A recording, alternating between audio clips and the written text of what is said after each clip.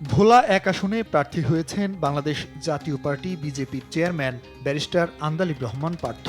পেশায় রাজনীতিক, আইনজীবী ও ব্যবসায়ী এ নেতার বিরুদ্ধে বিস্ফোরক সহ বিভিন্ন ধারায় 10টি মামলা থাকলেও জুলাই গণঅভ্যুত্থানের পর 8টি থেকে অব্যাহতি পেয়েছেন। বাকি দুটির কার্যক্রম স্থগিত আছে। 2,23,00,000 টাকার সম্পদের মালিক পার্থের বার্ষিক আয় 41,41,000 টাকা। তার হাতে নগদ আছে 76,49,000 আর ব্যাংকে আছে 72,13,000 টাকা। তার নামে আছে দুটি আগ্নেয়াস্ত্র। ব্রাহ্মণবাড়িয়া 6 আসনের প্রার্থী গণসংহতি আন্দোলনের প্রধান সমন্বয়কারী জুনায়েদ সাকি।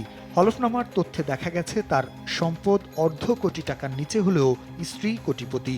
পেশায় প্রকাশক এ নেতার বছরে আয় 7,72,000 টাকা। ডাকসুর সাবেক ভিপি নুরুল হক নূর এখন 90,43,000 টাকার সম্পদের মালিক। হলফনামায় নিজেকে ব্যবসায়ী পরিচয় দেয়া এ নেতার বাৎসরিক আয় 15,85,000 টাকা। বিএনপির সমর্থনে পটুয়াখালী 3 আসন থেকে ট্রাক প্রতীক নিয়ে প্রতিদ্বন্দ্বিতা করছেন তরুণ এ রাজনীতিক। গণ অধিকার থেকে পদত্যাগ করে বিএনপিতে যোগ দেয়া দলটির সাবেক সাধারণ সম্পাদক রাশেদ খানের বাৎসরিক আয় নূরের অর্ধেকের কম হলেও সম্পদ প্রায় একই। 81,48,000 টাকার সম্পদের মালিক রাশেদের বছরে আয় 4.5 টাকা। 24-এর গণঅভ্যুত্থানের পরিচিত মুখ হাসনাত আব্দুল্লাহ এখন অর্ধ কোটি টাকার সম্পদের মালিক। নিজেকে ব্যবসায়ী পরিচয় দেয়া এ নেতার বার্ষিক আয় 12,53,539 টাকা।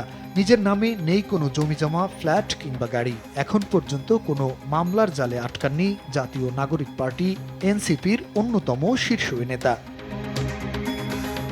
এনসিপির আরেক শীর্ষ নেতা সার্জিস আলম মাত্র 5 লাখ টাকার সম্পদের মালিক। তার ব্যবসা থেকে বছরে আয় হয় 9 লাখ টাকা। হলফনামায় দেয়া তথ্য অনুযায়ী সার্জিস আলমের হাতে নগদ আছে 3,11,128 টাকা। ব্যাংক ও আর্থিক প্রতিষ্ঠানে জমা অর্থের পরিমাণ 1 লাখ টাকা। নোয়াখালী 6 আসনের প্রার্থী এনসিপির জ্যেষ্ঠ যুগ্ম মুখ্য সমন্বয়ক আব্দুল হান্নান মাসুদের ব্যাংকে আছে মাত্র 2,000 টাকা। পেশায় ব্যবসায়ী মাসুদ বছরে আয় করেন 6 লাখ টাকা। তার হাতে নগদ আছে 35,83,000 টাকা। জুলাই আন্দোলনের সক্রিয় ভূমিকা রাখা মাসুদের নামেও নেই কোনো মামলা।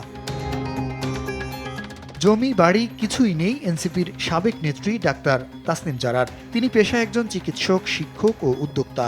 হলফনামায় দেখা যায় দেশে তার সম্পদ আছে 22,30,190 টাকার। বার্ষিক আয় 7,13,597 টাকা এবং 3,200 ব্রিটিশ পাউন্ড। দেশের বাইরে স্বামীর সম্পদ আছে 25 লাখ টাকার। এই প্রার্থীর হাতে নগদ 16 লাখ টাকা এবং 2,270 ব্রিটিশ পাউন্ড রয়েছে। গেল 29 ডিসেম্বর শেষ হয়েছে মনোনয়নপত্র দাখিলের সময়। নির্বাচন কমিশনে দেয়া হলফনামায় এসব তথ্য জানিয়েছেন প্রার্থীরা। জুনায়েদ আল হাবিব, দেশ টিভি, ঢাকা।